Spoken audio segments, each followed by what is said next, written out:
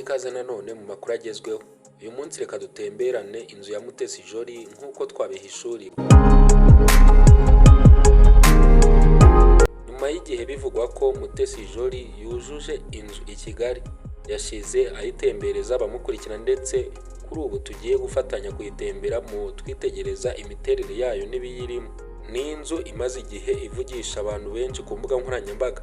Icyakora reka bavuge ni mu gihe kuko uretse kuba yubatse ku buso bugari, nubatse mu buryo bugezweho. Iyi nzu igeretse kabiri, ifite imyanya ihagije waparikamo imodoka myinshi, ikagira pisine ifite umwanya w'aho kuganirira abantu bicaye hanze ndetse n'ubusitani bunini.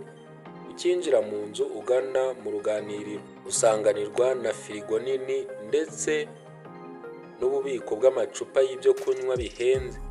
N'uruganiriro rwisanzuye rwubatse ku buryo bugezweho, ariko narwo rufite ububiko bw'amacupa y'ibyo kunywa bihenze.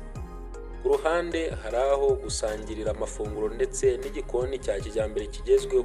Uzamutse mu byumba, ni inzu igizwe n'ibyumba 5 birimo kimwe kinini, aho benshi bita kwa nyirayo.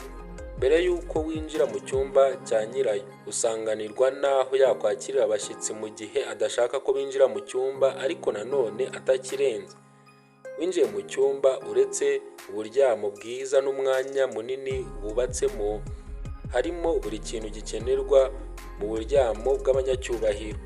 Ni icyumba gifatanye n'aho abika imyenda, amasakoshi n'inkweto, naho hisanzuye kandi hubatswe mu buryo bugezweho. Nyuma yo kuva mu cyumba cya nyirayo, uhita ugera mu bindi byumba 4 biyigize byose byubatswe ku buryo bugezweho ndetse birimo ibisabwa byose. Uretse ibyumba byo kuraramo 5 bigize iyi nzu, inafite ibindi byumba birimo icyo gukiniramo billard, icyo kureberamo filime cyakira abantu 6 bicaye neza.